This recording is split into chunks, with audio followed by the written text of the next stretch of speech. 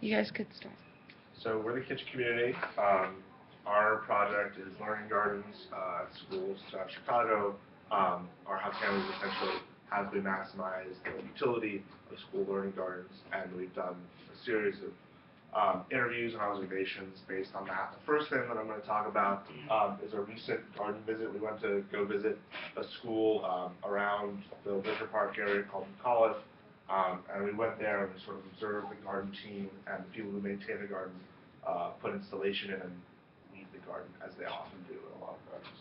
So some of the things that we saw were, this is sort of a picture of the beds.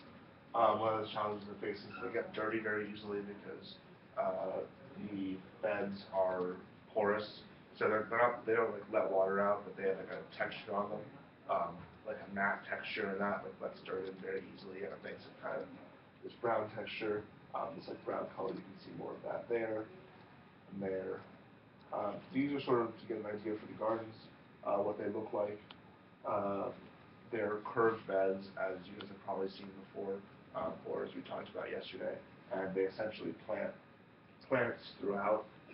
What we were doing what we were doing when we were there, what the garden team was doing is they were essentially drilling holes in the sides of the beds and installing irrigation tubing.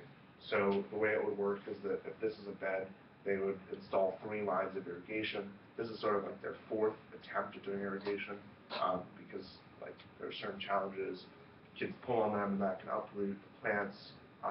Sometimes if the irrigation is too far to the side of the bed, but it doesn't actually water the plants. So this is sort of the system that they found works the best. And they're in the process of changing the irrigation throughout the city in all of their 140 plus gardens. This is sort of more of the garden. As you can see, these are some of the rocks, and these are more of the curved beds. This garden right here happens to be pretty successful because it's taken care of very well by the teachers there. This is sort of another problem that we found that I won't really get into now, which is that drilling through the plastic sometimes like gets like stuck on the end of the bit. That's really difficult to get off. But there's a solution to that. It's just expensive, which is stamp bits. This, as you can see, is the shade sail. They have those in all the schools. These are the entrance, these are the decorative entrance poles that they use to mark the edges of the garden. This just sort of give you guys an idea of what we're working with. I particularly was very interested in pliers, so I took a lot of pictures of those.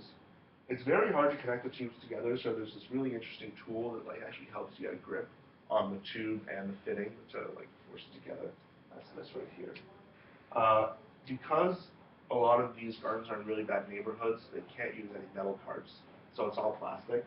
To try to cut down the watering time, they often add these these plastic quick connects to the ends of the garden hoses. This is then tightening it so hard that like nobody can take it off and steal it. That's why they're using wrenches here.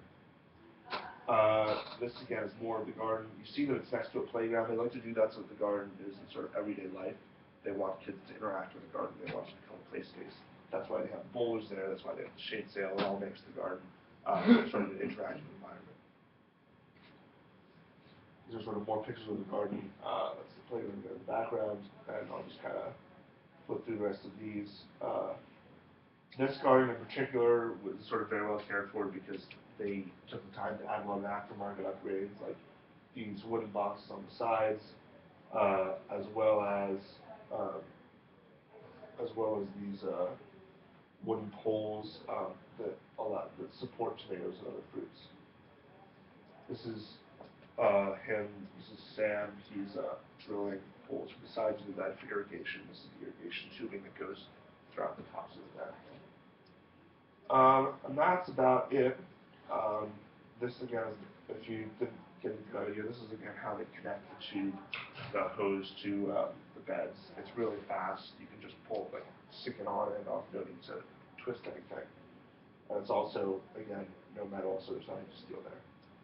This is the tube going through the plants. There are 3 of these on each bed, and they have like little emitters on them, like about every foot, that emit a fixed amount of water. And yeah, that's it. So now Anne is going to talk about a little bit about the differences in the garden people's opinion and the corporate office. Okay, so like Nick talked about, Sam and Stephanie kind of work in the garden and they're very hands-on. And so I guess we got to see kind of a different perspective because when we talked to the kitchen community before, we talked to like the product manager, the people who are mainly in charge of like broader planning, and Sam and Stephanie were more like detailed in doing the things that were being planned. And so I think we got more perspective into just the environment, just being at the school and what it's like.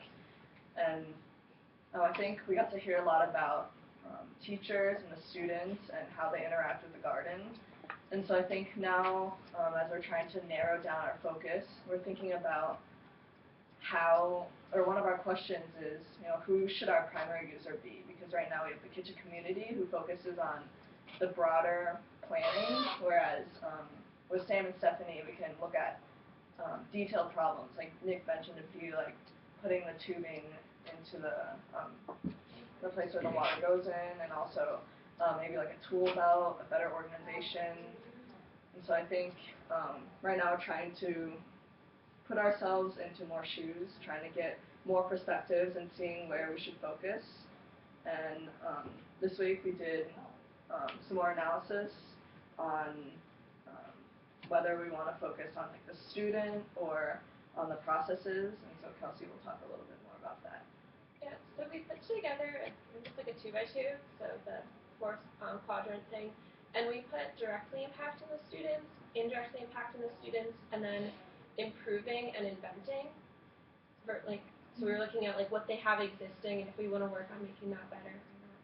And we kind of eliminated all of the indirectly impactful how counties, because we looked at those and they were all really small, detail-oriented things. Like it was more like how to fix the irrigation, which they've been working on. They're iterating that one, and so we were looking at whether or not it was we didn't really think those were the how counties that would have the most impact because they seem to have that pretty well taken care of. And then Brendan's going to talk more about future. So for next steps, Kitchen Community has been kind of slow in like putting us in contact with actual schools, but we just got some contact information, so hopefully we should be able to set up interviews with teachers from actual schools, 3 of them next week. In addition, on Saturday, 2 of us are going to visit Formisorium, so like basically to observe students working in a garden that's not a kitchen community, but like a different garden, so we can see like how they work with nature and like what they're learning to observe them.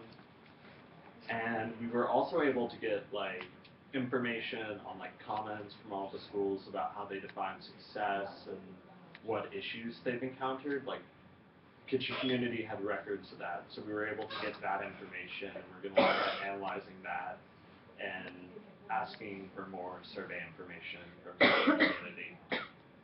So I think right now our direction that we're trying to focus on is we've gotten a lot of specific problems from the kitchen community. So for example, like how to make irrigation easier, how to extend the growing season.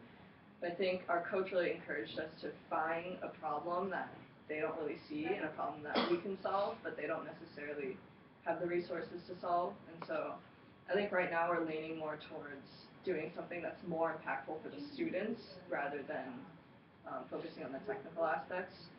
So as Kelsey mentioned, doing something that's more directly impactful rather than indirectly impactful. And so if you guys have feedback on that direction, that would be great. Perfect. Thank you.